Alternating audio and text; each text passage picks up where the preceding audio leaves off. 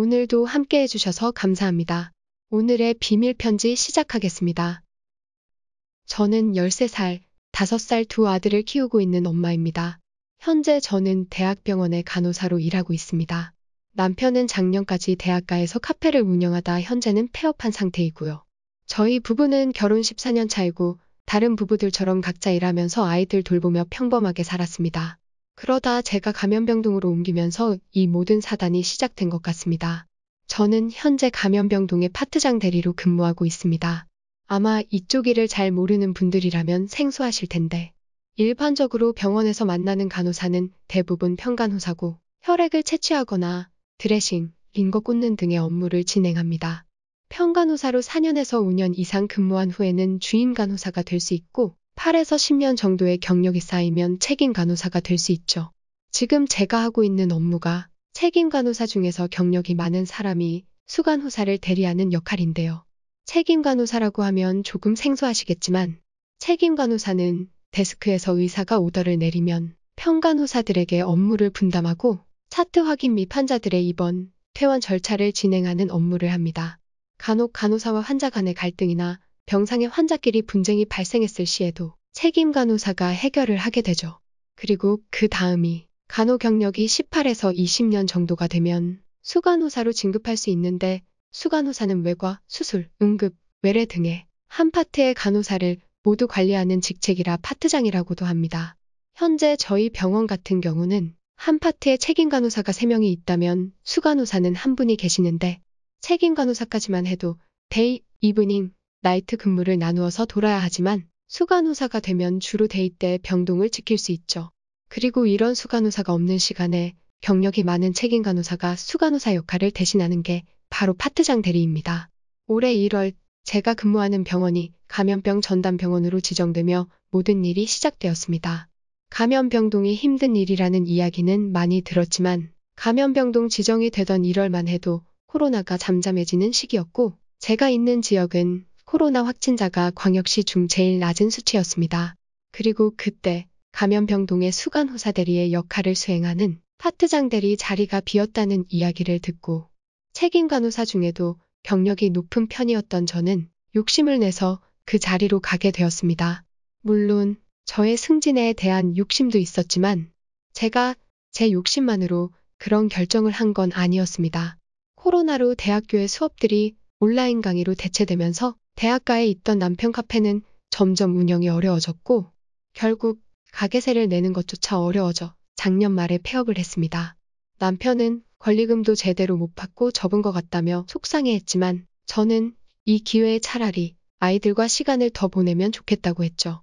사실 저도 말은 그렇게 했지만 집 대출금에 차 할부에 아이들 학원비도 그렇고 매달 고정적으로 지출이 나가는 상황에 걱정이 많았는데 감염병동에서 근무하면 인센티브 지급이 이뤄진다니 주저없이 감염병동을 선택하게 되었죠. 물론 가족들은 걱정을 했지만 제가 실질적으로 환자를 간호하는 업무도 아니고 항상 방호복을 착용하기 때문에 안심하라며 가족을 설득했습니다.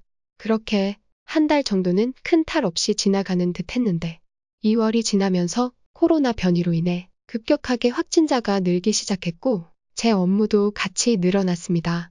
그 후로 꾸준히 늘어나는 확진자 추세에 병동은 교대라는 의미가 없을 정도로 바빠졌습니다. 수간호사를 대신하여 항상 늦은 시간까지 근무를 하다 보니 출퇴근 시간을 조금이라도 줄여 쉬고 싶은 마음도 있었고 한편으로는 아무리 방호복을 입는다 해도 늘 바이러스에 노출이 돼 있다 보니 차라리 아이들이 있는 집에 가는 것보다 임시 숙소에서 지내는 게 안전할 수 있다는 생각이 들어 일주일에 한두 번씩 집에 가서 아이들을 보고 또다시 출근하고 쳇바퀴 같은 생활을 반복했습니다. 저는 제가 집을 비우면서도 남편의 외도 같은 건 의심도 안 할 정도로 이 사람을 믿었습니다. 늘 작은 아이의 스케줄에 맞춰 함께 해주고 큰 아이 학원도 꼼꼼하게 챙겨주며 저보다 더 열성적으로 아이들을 챙겨주었으니 말이에요. 그러다 제가 이상함을 느낀 건 아이의 핸드폰 사진을 보다가였습니다. 작은 아이가 한 번은 아빠랑 놀았던 사진들을 보여주길래 그 사진들을 보는데 남편 옆에 다른 여자가 다정하게 앉아있더군요. 느낌이 이상해서 작은 애한테 물었더니 자기 반 친구 승현이네 엄마라고 했습니다. 아이의 다른 사진에도 승현이의 모습이 많았고 제가 승현이랑 자주 노는지 물어보니 맨날 같이 논다고 하는 겁니다. 그래, 매일 만나는 아이 친구 엄마면 그럴 수 있지 라고 생각을 하면서도 자꾸 불안한 마음이 들었습니다. 그래서 최근에 아이가 아빠랑 다녀왔다고 자랑한 곳 중에서 대충 기억나는 계곡 갔던 날, 야구하러 공원에 간 날, 공룡박물관에 다녀온 날 등등 물어보니 항상 승현이랑 함께 갔다고 하더군요. 물론 승현이 엄마도 같이요. 그래서 그럼 승현이 아빠는 안 갔는지 물었더니 승현이 아빠는 회사가 멀어서 유치원 안 가는 날만 집에 온다고 했습니다.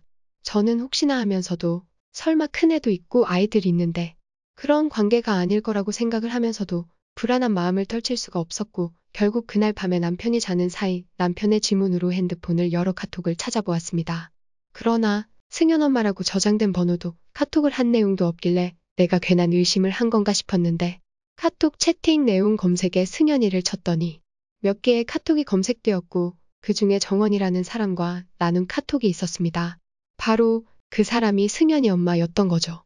남편과 그 여자는 3월에 첫 카톡을 주고받은 뒤 아이들의 이야기로 대화를 이어가다 5월에 들어서 어느 순간 연인 사이에서나 나눌 수 있는 다정한 내용들이 오갔더군요. 저는 마음을 가라앉히고 계속 읽어나갔습니다. 카톡 속의 둘은 마치 자기들이 로미오와 줄리엣이라도 되는 양 다른 사람들의 눈을 피해 연애를 하고 있었습니다. 심지어 아이들 유치원 버스를 함께 기다리면서도 서로 카톡으로 약속을 정하고 각자 귀가하는 것처럼 집으로 들어왔다가 남편이 차를 갖고 가서 만나고 큰애가 온라인 수업일 때는 남편은 큰애한테 마트에 다녀온다, 아빠 차 수리하고 온다, 운동하고 온다는 등의 핑계거리를 만들어서 그 여자 집으로 가서 시간을 보냈더군요. 그리고 둘은 또다시 아무렇지 않게 시간차를 두고 아이를 마중 가고 아이를 데리고 집에 와서도 둘만의 카톡은 계속 이어졌습니다.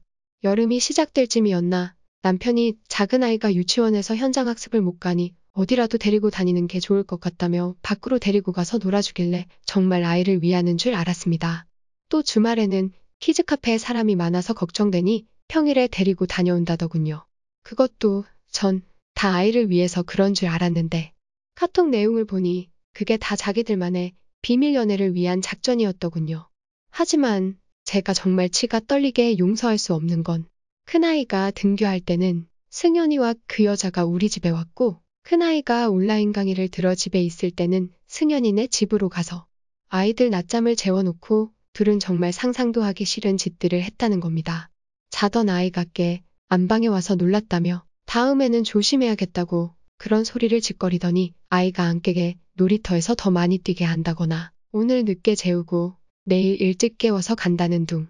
정말 다정한 남편의 얼굴 뒤에 숨겨져 있던 짐승 같은 모습을 마주하는 것 같았습니다. 그리고 그 둘은 거기서 멈추지 않고 그 뒤에는 아이들을 거실에 재워놓고 소파에서 관계를 하고 다음에는 어떤 체위가 좋을지 대화를 나누고 어떤 날은 식탁에서 하니 더 흥분이 됐다는 정말 입에 담기도 힘든 대화들을 나눴더군요. 대체 아이들이 있는 집에서 어떻게 그런 짓거리를 할 수 있는지 생각만 해도 소름이 끼칩니다. 차라리 원래 저희 부부관계에 문제가 있었다면 제가 조금이라도 이해를 해보려는 노력이라도 할 텐데 저와 남편은 다른 부부들과 다를 바 없이 주기적으로 관계를 가지며 행복하게 지냈다고 생각해왔습니다. 물론 제가 감염병동으로 가면서부터 소홀해지기는 했지만 저도 최대한 집에 오는 날이면 아이들을 재우고 시간을 마련하려고 노력했습니다. 그런데 어떻게 대체 남편이 저한테 이럴 수가 있나요? 정말 욕구불만 때문이라고 해도 남편이 이해가 안 됩니다. 저는 당장 눈앞의 욕구보다 우리 아이를 키우면서 좀 더 나은 환경에서 키우고 싶었고 그러기 위해 노력하며 살아왔는데 그 결과가 이런 거라니 제가 왜 그렇게 살아온 건지 모르겠습니다. 너무 믿었던 사람이어서 그랬을까요? 처음에는 남편 탓을 하다, 제 탓을 하다. 이제는 코로나만 아니었으면 괜찮았을까? 남편이 계속 가게만 했다면, 제가 감염병동을 안 갔다면, 별별 생각이 다 듭니다. 집에서 그 사람 얼굴을 마주하고 있는 현실도 그 여자와 함께 우리 집에 와서 그런 짓을 했다는 자체도 받아들일 수가 없어서 저는 차라리 일에 더 집중을 해야지 하고 일만 했습니다. 하지만 일을 하다가도 문득 남편이 지금도 그 여자를 만나고 있을까? 하는 생각이 들고 제가 더 겁이 나는 건 혹시라도 큰 아이가 알게 될까 너무 겁이 납니다. 주변에서는 제가 일 때문에 지친 게 아니냐고, 좀 쉬어야 하는 게 아니냐고 묻지만 그 집에 들어가기도 남편 얼굴을 아무렇지 않게 볼 자신도 없습니다. 그렇다고 아이들한테 상처 주면서 이혼을 하고 싶지도 않습니다. 제 남편은 아직 제가 알고 있는 사실을 몰라요. 차마 말을 꺼내기가 겁나서 이 모든 걸 제 탓이라고 할 것만 같아서 이야기도 못했습니다. 그냥 지금처럼 제가 일에 집중하며 모르는 척을 해야 할까요? 아니면 남편한테 모든 걸 이야기하고 그 여자를 만나서 머리채라도 잡아야 될까요? 제 심정으로는 그 승현 아빠라는 분까지 불러다가 다 뒤집고 싶지만 이 모든 상황이 너무 버거워서 아무것도 못하겠습니다. 제발 도와주세요.